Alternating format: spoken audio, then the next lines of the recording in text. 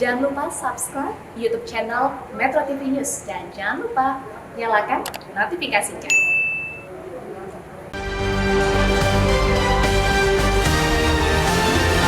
Berantas mafia karantina.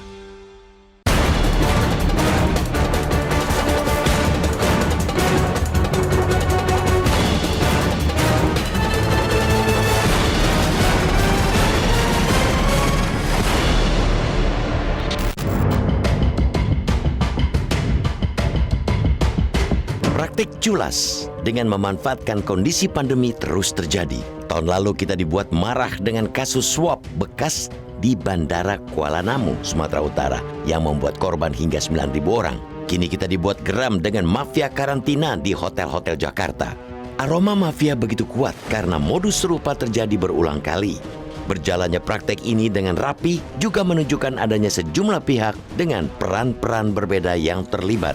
Korbannya bukan saja pelaku perjalanan luar negeri atau PPLN, WNA, namun juga WNI. Dan korbannya bisa jadi telah ratusan, bahkan lebih.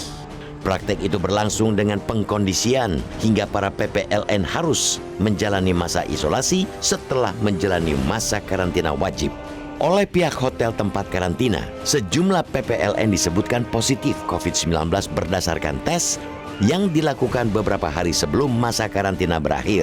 Meski begitu, pemberitahuan hanya dilakukan via telepon dan bukti nyata PCR tidak pernah diberikan. Kesahihan hasil PCR makin diragukan karena banyak PPLN yang semula memiliki hasil PCR negatif dari negara asal dan saat tiba di Soekarno-Hatta justru menjadi positif COVID-19. Para PPLN yang meminta dilakukan tes pembanding mendapat intimidasi dengan ancaman deportasi. Pada akhirnya banyak PPLN yang terpaksa mengikuti menjalani masa isolasi dengan tarif hotel selangit. Citra negeri ini pun makin dipermalukan karena hotel isolasi yang berbeda dari hotel karantina ini banyak yang berkondisi buruk. Seorang WNA Amerika Serikat membuat unggahan video yang menunjukkan kamar hotelnya dengan karpet dan sofa penuh noda. Cat dinding mengelupas, bahkan pancuran kamar mandi pun rusak. Kamar itu harus ia bayar dengan tarif 2 juta rupiah per malam. Sementara selama 10 hari masa karantina, ia sudah mengeluarkan uang hingga lebih dari 16,5 juta rupiah. Di hotel isolasi, ia juga bertemu WNI dan WNA yang merupakan PPLN dan mengeluhkan buruknya kondisi kamar. Modus pemaksaan masa isolasi dengan hasil PCR positif yang sangat diragukan juga terjadi pada WN Ukraina yang kemudian membuat aduan kepada Menteri Pariwisata Sandiaga Uno. Maraknya mafia karantina bukanlah hal sepele.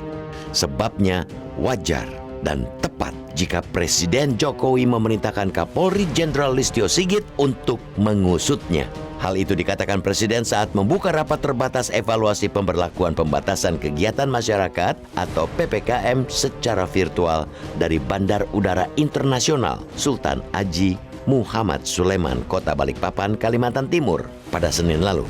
Kita sangat sadar jika pandemi yang telah berjalan 2 tahun memukul berat industri pariwisata termasuk perhotelan. Tingkat hunian merosot drastis. Bahkan sejumlah hotel sepi bak rumah hantu. Meski begitu, praktek culas tidak dapat dibenarkan. Pembiaran mafia karantina justru dapat berdampak lebih panjang dari kerugian materi yang telah dialami para PPLN yang menjadi korban. Jatuhnya citra Indonesia adalah kerugian terbesar. Sebab itu, para mafia karantina justru pengkhianat dari upaya pemerintah membangkitkan lagi sektor pariwisata pasca pandemi. Benar-benar ironi, sebab yang tengah berusaha dibantu justru menjatuhkan diri sendiri. Pengusutan tuntas terhadap mafia karantina ini harus diikuti dengan sanksi tegas terhadap semua hotel karantina, hotel isolasi, hingga perusahaan tes PCR yang terlibat. Hotel karantina dan hotel isolasi yang terlibat harus segera dikeluarkan dari daftar hotel yang mendapat penunjukan pemerintah. Selanjutnya, proses hukum harus dilakukan terhadap para pengusaha hotel berikut jajaran manajemennya. Saat ini ada 72 hotel baik bintang 3 hingga bintang 5 yang ada dalam daftar hotel rujukan karantina dari pemerintah. Sementara hotel isolasi berjumlah 4 dan memiliki kapasitas kamar isolasi total 400 buah. Keseluruhan hotel ini harus mendapat evaluasi dari pemerintah. Kasus mafia karantina ini juga menjadi pelajaran penting diperlukannya pengawasan yang lebih ketat dan berkala oleh pemerintah terhadap hotel-hotel rujukan mereka. Kita patut ragu akan kualitas hotel rujukan pemerintah sebab berlangsungnya praktek mafia karantina bisa mengindikasikan kebobrokan di sektor lainnya, termasuk prokes dan kesahihan tes PCR. Tidak itu saja, kasus ini juga pelajaran untuk rencana pembukaan kembali rute penerbangan domestik ke Bali mulai 4 Februari. Pemerintah bukan saja harus menjamin ketersediaan kamar dan kualitasnya, melainkan menjamin tidak adanya praktek mafia karantina. Adanya praktek mafia karantina di Bali bisa jadi akan menimbulkan dampak lebih buruk dari yang sudah terjadi di Jakarta. Terlebih dengan karakter PPLN ke Bali yang hampir seluruhnya turis, bukan pekerja seperti di Jakarta, akan membuat pembatalan rencana perjalanan lebih mudah terjadi. Turis yang semula berniat ke Bali dengan mudah berpindah rencana ke negara lain.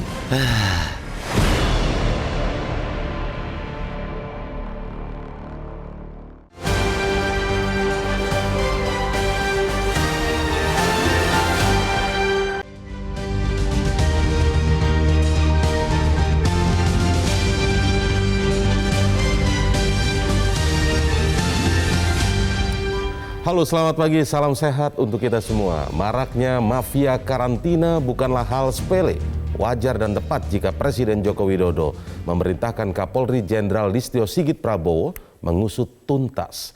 Pandemi yang telah berjalan 2 tahun telah memukul berat banyak sektor kehidupan, termasuk industri pariwisata. Praktik culas hotel yang menjadi tempat karantina pun tidak dapat dibenarkan.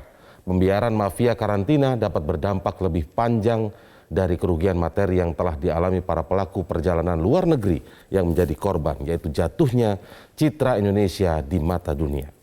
Inilah editorial Media Indonesia edisi Rabu 2 Februari 2022 dengan tema Berantas Mafia Karantina. Editorial Media Indonesia juga dapat Anda simak di MG Radio Network di frekuensi 94,7 FM untuk kawasan Jakarta dan sekitarnya. Para pendengar bisa turut berpartisipasi dan berinteraksi dalam editorial Media Indonesia. Sampaikan pendapat Anda dengan berpartisipasi melalui telepon di 021 583 99100. Dan pagi hari ini telah bersama saya saat ini anggota Dewan Redaksi Media Group Abdul Kohar. Selamat pagi, Mas Kohar. Selamat pagi. Salam sehat, Mas Kohar. Salam sehat, alhamdulillah. Baik, Mas Kohar. Atau pilek ya ini kan. Kita ngomong salam sehat tapi pilek ya. Iya. Oke, Mas Kohar. Sebelum kita ulas editorial, seperti biasa kita bahas headline. Memang ada headline ini terkait dengan tindak tegas permainan karantina, tapi nanti kita bahas di editorial ya, Mas Kohar. Tetapi kita mulai lihat soal perayaan Imlek kemarin. Nah, ini menariknya Presiden Jokowi juga menyematkan ya, kata-kata yang menariknya adalah di sini. Karena itulah di masa-masa sulit ini segenap lampion harapan tetap kita apungkan. Ini terkait tetap jangan putus asa di masa pandemi. Iya, betul. Mengapungkan harapan di saat-saat sulit itu akan menjadi jalan ya. Bisa menjadi solusi, menjadi jalan. Dia membangkitkan energi, membangkitkan semangat berlipat-lipat sehingga orang itu lebih mudah untuk menemukan jalan keluar. Jadi dengan ikhtiar yang keras, disertai dengan semangat dan harapan, maka jalan keluar itu sedikit demi sedikit, mungkin pelan tapi pasti akan bisa dicapai. Nah, itulah kenapa kemudian diibaratkan oleh Presiden sebagai lampion. Lampion yang menyala, yang orang melihat indah. Karena harapan itu indah, optimisme itu indah. Optimisme ya. Optimisme itu seperti kita melihat cahaya di ujung lorong yang mungkin panjang dan gelap, tapi di ujungnya ketika kita melihat ada cahaya, itu berarti sudah mulai ada harapan. Semakin ke depan kita melihat harapan itu, optimisme bahwa ada harapan, maka akan semakin terang itu cahaya. Gitu. Jadi solusi kita akan bangkit, dan bagi yang merayakan Imlek tentu saja harapan itu akan mudah menyala karena tahun ini dianggap sebagai tahun macan air kan ya. Iya, tahun macan air. Tahun yang penuh strong, penuh kekuatan. Air itu mengalir kan, mengaliri, menghidupi, memberikan jalan. Jadi kekuatan yang akan memberikan jalan, kira-kira begitulah. Jadi sesuai ini recover stronger, recover together gitu ya. Recover stronger, recover together. Tahun macan air. Tapi kalau kita hubungkan langsung ke editorial, jangan-jangan yang mengganggu cahaya ini justru mafia karantina ya. Tapi nanti kita ulas ya, Mas Kohar ya. Baik, kita ke headline di halaman kedua, Ya. headline kedua yang kita ulas ini soal investasi manufaktur lampaui target. Ini Ya. mungkin ada hubungannya sama tadi harapan tadi ya. Betul. Karena ekonomi ini kan Ya. terkena dampak dari pandemi juga ya. Mas 2020 kita mengalami kesulitan, ekonomi kita terkontraksi, Betul. pertumbuhan minus. 2021 ketika kita punya optimisme, harapan itu muncul. Dan yang terjadi adalah investasi kita melampaui target. Dari ditargetkan 900 triliun, Ya. yang didapat adalah 901, sekian triliun. Dan menggembirakannya lagi, investasi itu datang lebih banyak didominasi ke sektor-sektor yang produktif. Sektor produktif ya. Apa itu? Manufaktur. Betul. Nah, manufaktur itu tumbuh sampai mencapai 19% pertumbuhannya di sektor ini, 325,4 triliun. Betul. Nah, kenapa sih menggembirakan? Karena kalau pertumbuhan ekonomi itu didasarkan pada kuatnya manufaktur, maka pertumbuhan itu akan lebih kokoh. Karena penyangganya jelas. Oke. Karena sektor manufaktur itu akan menyerap banyak tenaga kerja. Oke, iya betul. Jadi pertumbuhannya lebih inklusif itu. Nah, sementara kalau hanya didorong oleh konsumsi, iya, konsumsi itu cepat mendongkrak pertumbuhan, tetapi dia berpotensi untuk rapuh. Rapuh ya. Penyangganya agak rapuh. Makanya dilakukan dengan ya masuknya investasi manufaktur itu pertanda kepercayaan terhadap Indonesia sangat bagus, karena sebagian besar investasi ini dari investasi asing. Betul. Dan yang kedua bahwa penataan infrastruktur manufaktur kita itu sudah membaik. Izin-izin, usaha dan seterusnya sudah mulai membaik. Penyerapan tenaga kerja juga akan membaik. Oke. Jadi 1,2 juta itu berhasil diserap di 2021. Itu kan besar sekali. Iya, iya. Membuat angka 18 juta. Di tengah situasi seperti ini, menciptakan pekerjaan dari sektor manufaktur itu ya sesuatu yang membanggakan lah. Artinya kepercayaan asing pun sudah mulai tinggi kembali. Betul, mulai Tinggi pulih. ya? Faktornya itu Tumbuh sebetulnya semata-mata karena COVID aja. Ya. Semakin percaya karena kita bisa mengendalikan itu. Nah, jangan sampai kalau kemudian kita kaitkan dengan editorial sedikit, Iya. Mas Kohar, kepercayaan asing rusak juga karena banyak yang Betul, komplain ke presidennya iya, soal ini ya. iya. Oke, ketiga, headline ketiga yang menarik juga adalah kepala daerah monitor dan evaluasi PTM 100%. Pembelajaran tatap muka 100% ini, Mas Kohar. Ini khususnya untuk Jakarta, Jawa Barat sebagian dan Banten ya. Iya. Di wilayah aglomerasi Jabodetabek. Mengapa? Karena tingkat positivity rate-nya itu sudah eksponensial. Bahkan kita sudah sebut masuk gelombang ketiga COVID. Kemarin dalam 24 jam Betul. itu 16.000 lebih orang terpapar dengan 28 diantaranya meninggal dunia. Nah, ini tidak bisa diremehkan lagi. Maka perlu evaluasi titik-titik yang di situ ada berkerumun banyak orang. Di Jakarta misalnya ada sebuah SMP yang muridnya jumlahnya 800. Kalau ditambah dengan 800 lebih loh. Iya, iya. Yang kalau ditambah dengan staf pengajar, staf tata usaha, Seribuan lah. bisa jadi sampai 900 Iya. gitu kan. Dengan jumlah seperti itu dan ruang kelas yang terbatas, maka pasti ada protokol kesehatan yang dilanggar. Apa itu menjaga jarak? Tidak mungkin di kelas mereka bisa menjaga jarak minimal 1 meter. Iya. Karena ruangnya tidak cukup kalau semua masuk. Maka itu yang perlu dievaluasi untuk beberapa saat dulu lah. Dikendurkan dulu, karena kan prediksinya puncaknya ini, sekarang ini. Hingga nanti pertengahan atau akhir Ya, ada yang Februari. menyebutkan akhir Februari. Betul, begitu ya. makanya kita ada baiknya apa yang disampaikan oleh Presiden itu ya dikerjakan, dievaluasi langsung. Jawa Barat misalnya sudah memberikan keleluasaan kepada Bogor, Depok, Bekasi untuk menyelenggarakan pembelajaran jarak jauh atau PTM terbatas karena faktor tadi itu, Betul. tingkat penularan yang mulai eksponensial. Alasannya kan sering juga kalau disampaikan soal kan sudah vaksinasi, bahkan sekarang masuk vaksinasi booster begitu ya, Iya, Mas Kohar. Tapi itu bukan cara menjawab yang tepat ya, Mas. Betul, kan ada kelompok rentan. Kelompok rentan itu lansia, Iya. orang dengan komorbid dan anak-anak.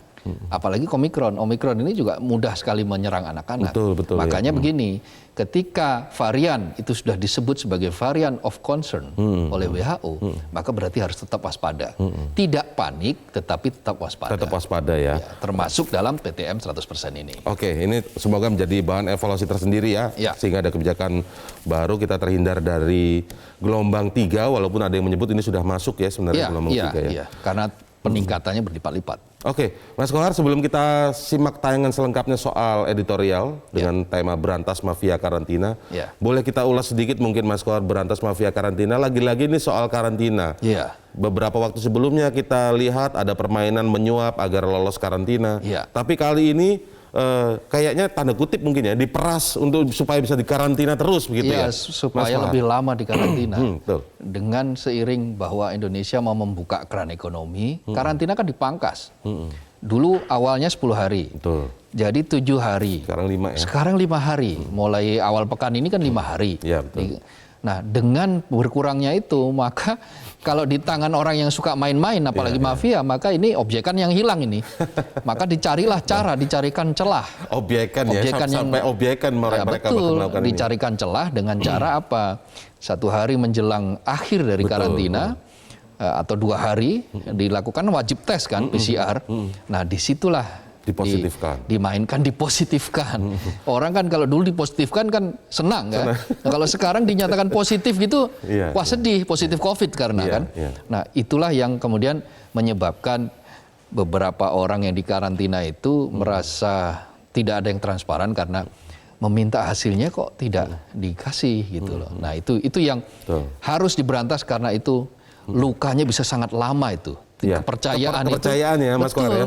Karena ini komplain datang dari warga negara asing juga yang datang ke Indonesia. Nah, sekali lancung kan ada pepatah, sekali lancung ujian seumur hidup tidak percaya kan, kira-kira begitu. Itu ada benarnya juga gitu loh. Oke, Mas Kohar, nanti kita lanjutkan untuk mengulasnya. Kita simak tayangan lebih lengkap terlebih dahulu editorial Media Indonesia untuk hari ini, berantas mafia karantina.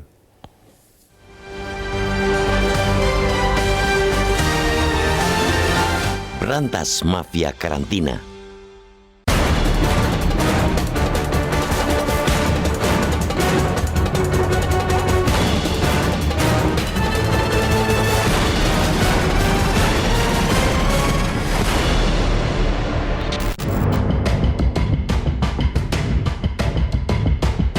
Praktik culas dengan memanfaatkan kondisi pandemi terus terjadi. Tahun lalu kita dibuat marah dengan kasus suap bekas di Bandara Kuala Namu, Sumatera Utara yang membuat korban hingga 9.000 orang. Kini kita dibuat geram dengan mafia karantina di hotel-hotel Jakarta.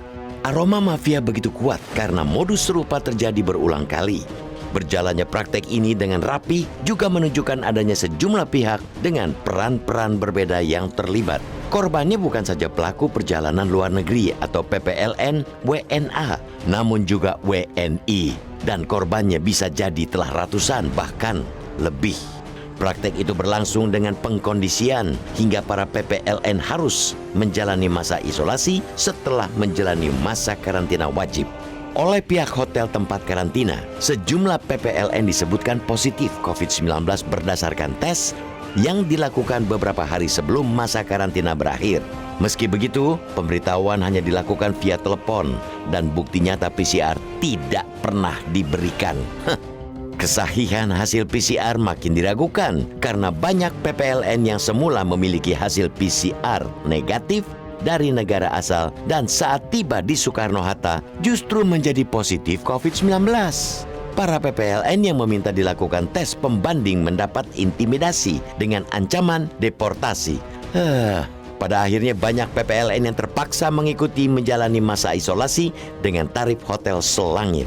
Citra negeri ini pun makin dipermalukan karena hotel isolasi yang berbeda dari hotel karantina ini banyak yang berkondisi buruk. Seorang WNA Amerika Serikat membuat unggahan video yang menunjukkan kamar hotelnya dengan karpet dan sofa penuh noda. Cat dinding mengelupas, bahkan pancuran kamar mandi pun rusak. Kamar itu harus ia bayar dengan tarif 2 juta rupiah per malam.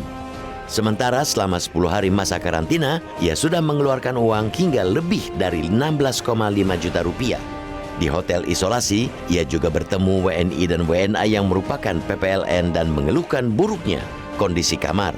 Modus pemaksaan masa isolasi dengan hasil PCR positif yang sangat diragukan juga terjadi pada WN Ukraina yang kemudian membuat aduan kepada Menteri Pariwisata Sandiaga Uno. Maraknya mafia karantina bukanlah hal sepele. Sebabnya wajar dan tepat jika Presiden Jokowi memerintahkan Kapolri Jenderal Listio Sigit untuk mengusutnya. Hal itu dikatakan Presiden saat membuka rapat terbatas evaluasi pemberlakuan pembatasan kegiatan masyarakat atau PPKM secara virtual dari Bandar Udara Internasional Sultan Haji Muhammad Sulaiman, Kota Balikpapan, Kalimantan Timur pada Senin lalu.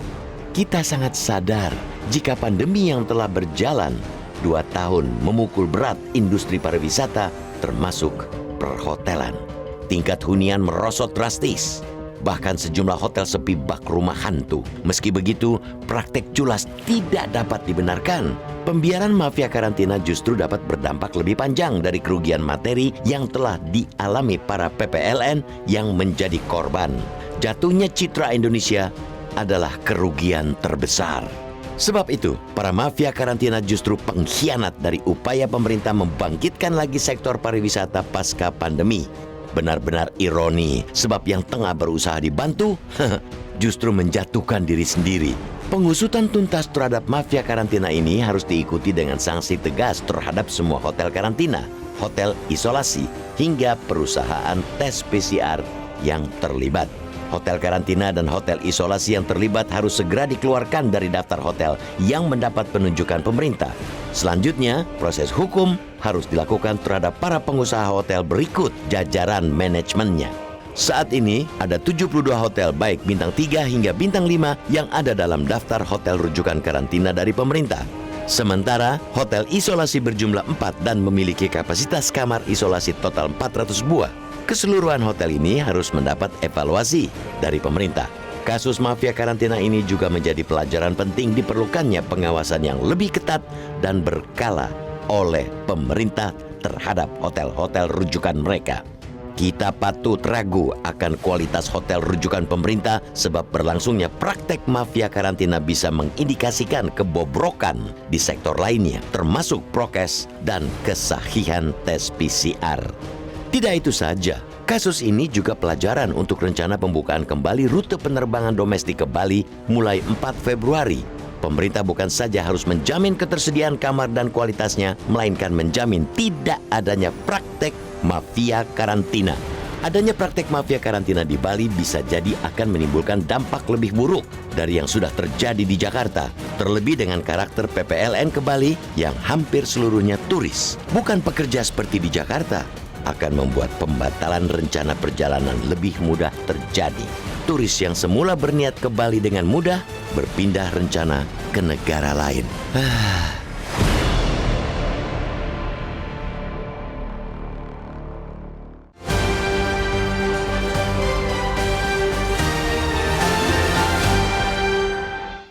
Kami ingatkan lagi, kami menunggu pendapat Anda di 021 583 9900. Editorial Media Indonesia masih akan segera kembali sesaat lagi.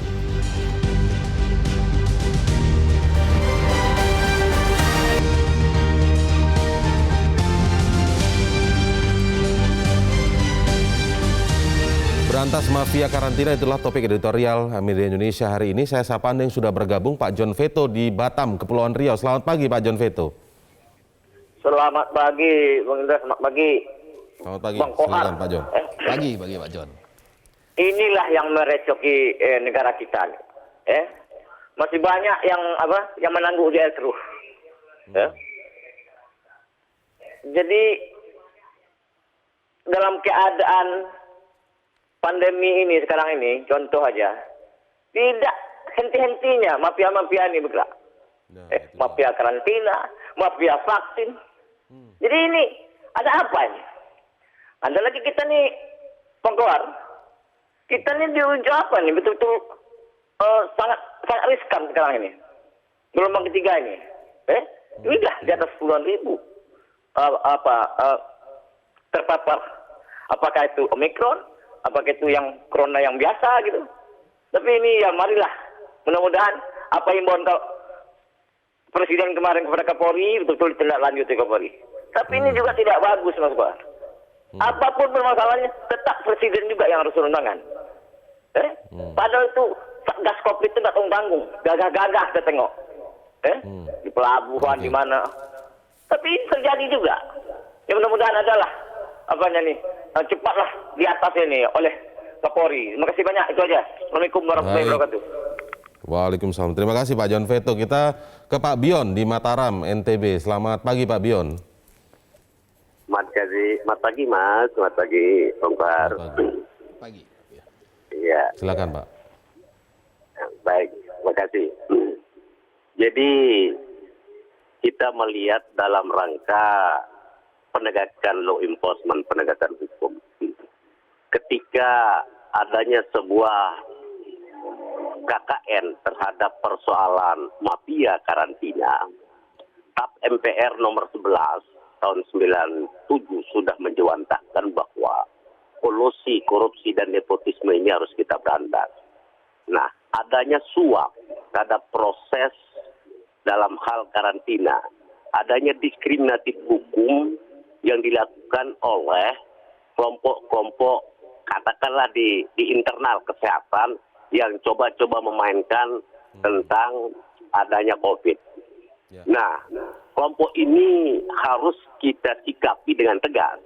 Karena ini sudah melanggar TAP MPR dan Undang-Undang Kesehatan Republik Indonesia. Nah, bukan saja itu, kalau kita bicara hukum dalam penegakan hukum pidana, ini juga kita bisa juntukan terhadap cara-cara kolaborasi jahat terhadap hal-hal yang menyangkut tentang penyakit, tentang kesehatan manusia. Itu satu. Lalu yang kedua, kita menghimbau atau minta Presiden atau Mendagri menghimbau kepada pemerintah daerah masing-masing untuk mengevaluasi terhadap pusat-pusat dinasti pariwisata. Karena ini bisa terjadi di tempat-tempat pariwisata, misalnya di pelabuhan yang bersifat internasional, di bandara misalnya. Nah, ini kan membawa nama Indonesia menjadi jelek. Itu dua.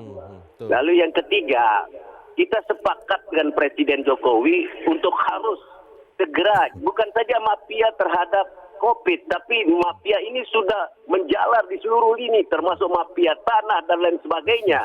Jadi ini tidak lepas dengan adanya unsur gratifikasi, suap terhadap persoalan-persoalan bagaimana ini kita bisa tuntaskan. Terima kasih. Baik, terima kasih Pak Bion di Mataram, Nusa Tenggara Barat ya.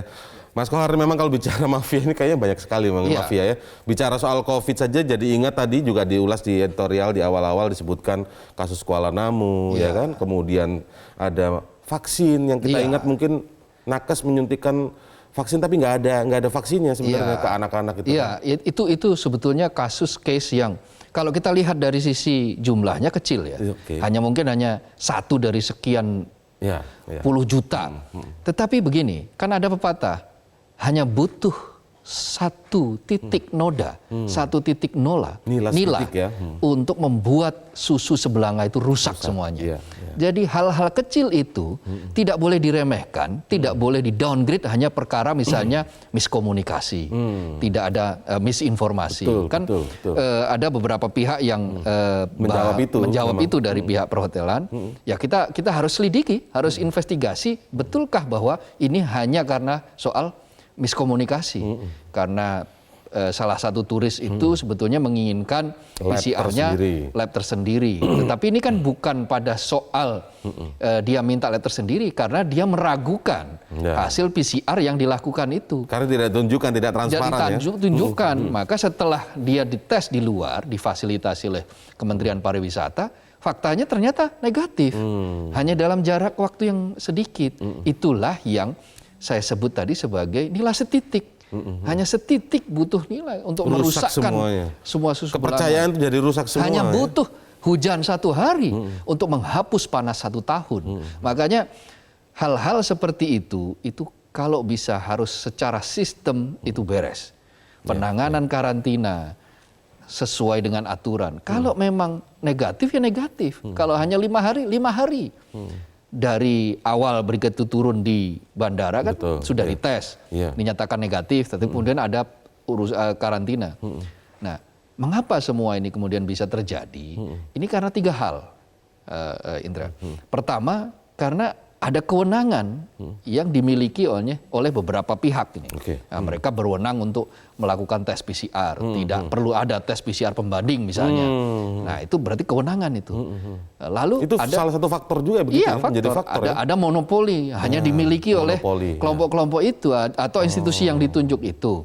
Tetapi kemudian saat tidak ada transparansi, tidak ada akuntabilitas. Jadi korupsi dalam rumusnya Klitgard itu kan 3 nih. Diskresi, ini ya, ditambah monopoli, minus akuntabilitas. Kenapa kan kita tidak bisa belajar dari 3 hal ini? Nanti kita ulas lebih lanjut ya, Mas Kohar. Karena ini kan seperti catatan dari pemirsa tadi, catatan dari Mas Kohar, catatan dari editorial, terus berulang dan ada mafia-mafia ini terus berjalan. Apa yang bisa kita pelajari? Nanti kita ulas lebih lanjut di editorial Media Indonesia setelah jeda Headline News pukul 8 waktu Indonesia Barat. Berikut ini.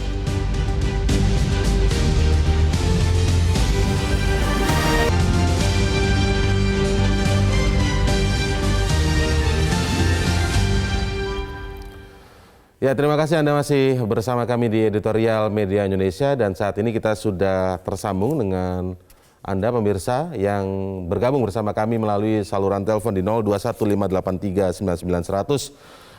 Pak Ondo, selamat pagi Pak Ondo.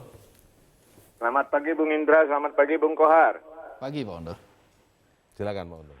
Ya, saya sudah pernah menyuarakan pemberantasan mafia karantina di editorial ini, tapi sepertinya harus Presiden yang ngomong. Sepertinya mafia karantina tersebut sudah berbentuk jaringan, Mas. Dari mulai di airport, petugas antigen, PCR, hotel yang dituju, semua sepertinya dimafiakan. Jadi kayak ada sistem komisi. Kalau kita itu dari Medan itu mau keluar kota, itu bila supir membawa kita makan ke satu restoran, supirnya itu gratis. Nah ini sepertinya ada yang seperti itu. Siapa yang bisa membawa ke hotel saya ada komisi. Tidak terdengar ada mafia yang tertangkap, kecuali atas laporan korban. Tidak terdengar hotel yang ditindak, adem-adem saja. Saya sarankan ini, tindak secara hukum pelaku-pelakunya, jangan hanya tindakan administrasi. Hotel tempat karantina dicoret saja dan diganti bila tidak memperhatikan kelayakan huni untuk sehat. Sudah ditolong malah melunjak gitu loh. Juga diciptakanlah lokasi karantina yang comfortable sesuai dengan biaya mahal tapi nggak jelas gitu pelayanannya. Malu Indonesia di luar negeri, ujung-ujungnya pariwisata kita tidur lagi. Terakhir ini juga di Wisma Atlet harus jadi perhatian, jangan karena gratis menunya abal-abal, tidak layak untuk sehat. Dan polisi harus segera bertindak sesuai perintah Presiden. Terima kasih. Terima kasih Pak Ondo di Bekasi. Ini rupanya Pak Ondo membagi cerita pernah menyuarakan ini sebelumnya melalui editorial juga ya Mas Kohar ya. Tapi kita sapa dulu satu penelpon lagi. Ibu Indra ya. Selamat pagi Bu Indra.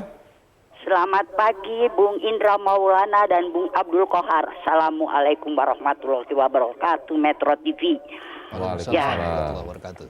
Memang dalam masa pandemi ini selalu muncul orang-orang yang memanfaatkan situasi untuk mengambil keuntungan.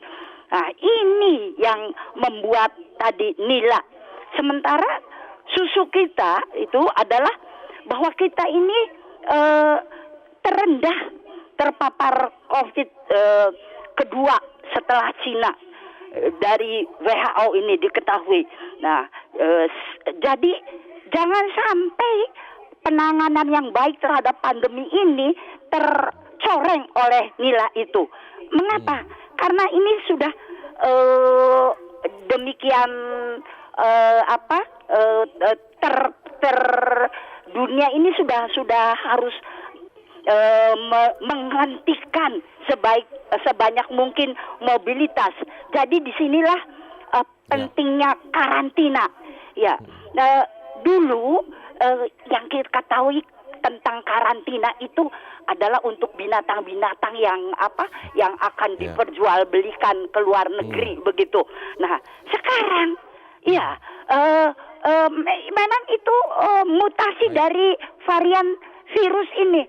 Kita pernah kenal flu burung, kita pernah kenal kelelawar yang pembawa virus. Nah, itu dengan mudah bisa dimusnahkan lah.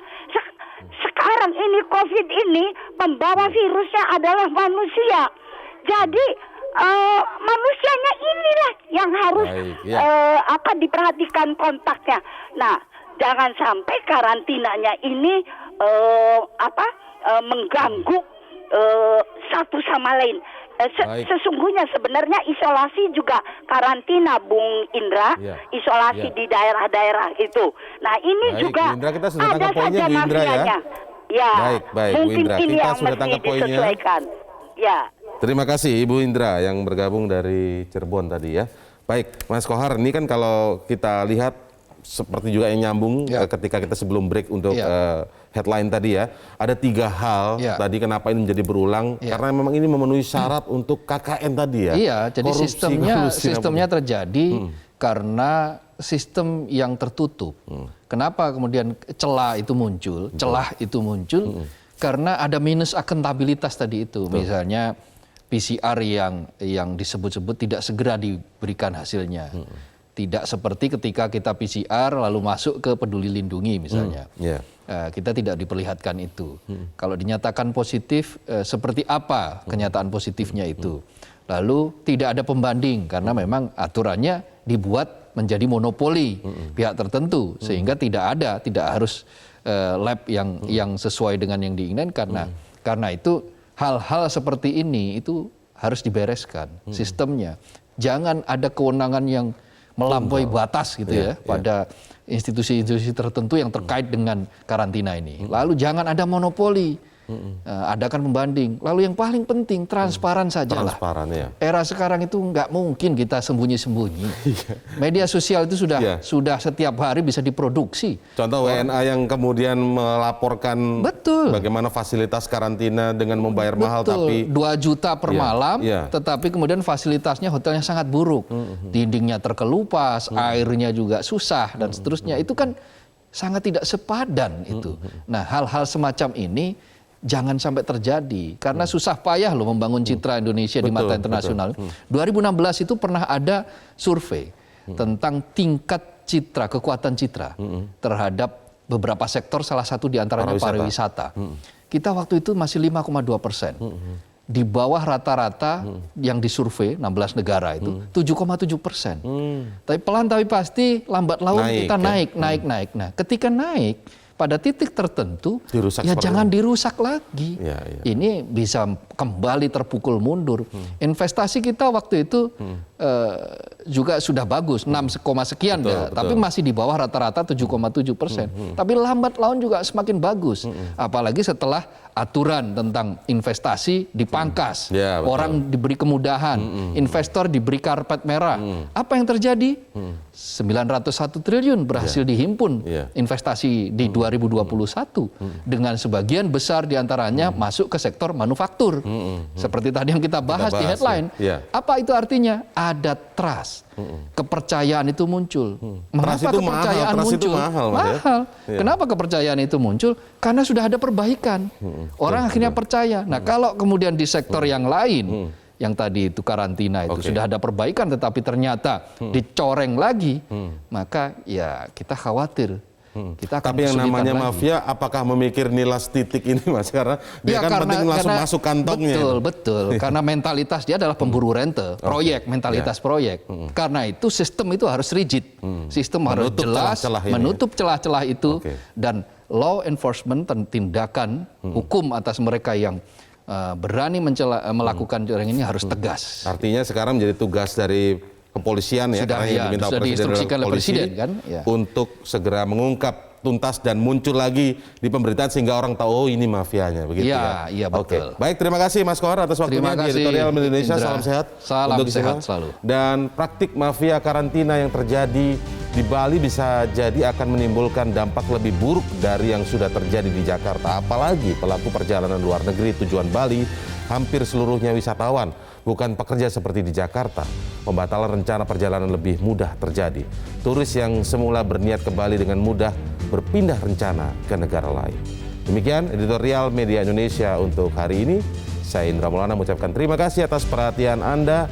Selamat pagi dan sampai jumpa.